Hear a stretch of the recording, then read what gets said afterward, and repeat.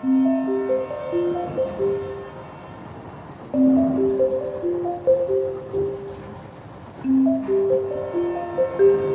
name is Cindy Kelly, and I'm an artist. I upcycle silverware into sculpture and jewelry and other home decor items, and I live in Bala, Ontario, which is a small town in Muskoka.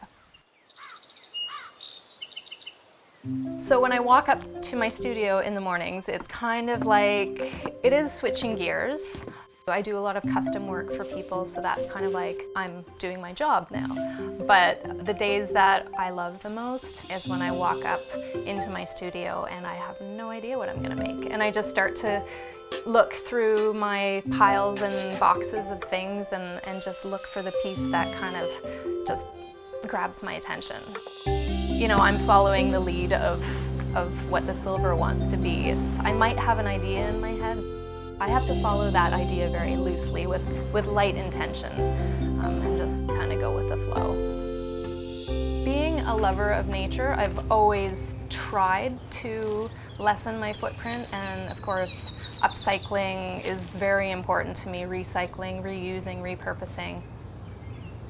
The first time I saw a spoon ring, I didn't even know they existed. I just fell in love with the idea. I thought, wow, this is really cool because it's so beautiful and it's putting a new spin or giving new life to something that, you know, isn't being used. That's going to end up in a landfill anyway, probably. So yeah, right away it resonated with me.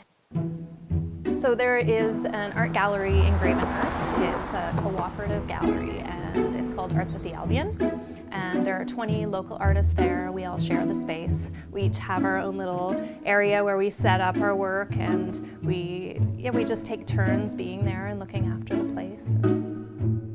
I was pleasantly surprised at the art community and the amount of artists in Muskoka. I think it's an area, because it's so beautiful and the landscape is so stunning, it just attracts creatives.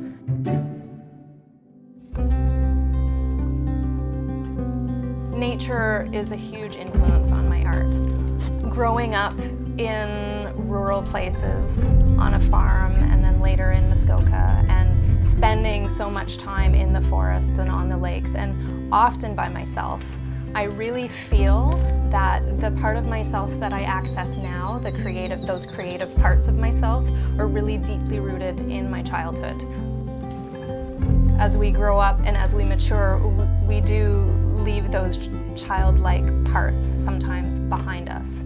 And when I was living in Toronto, I was very caught up in motherhood, of course, which is wonderful, and I was creative in many ways as a mother. It wasn't so much in my art, my artistic endeavors, but through making a home and cooking, and it really wasn't until I was either visiting Muskoka or until I moved back that this whole part of myself reawakened.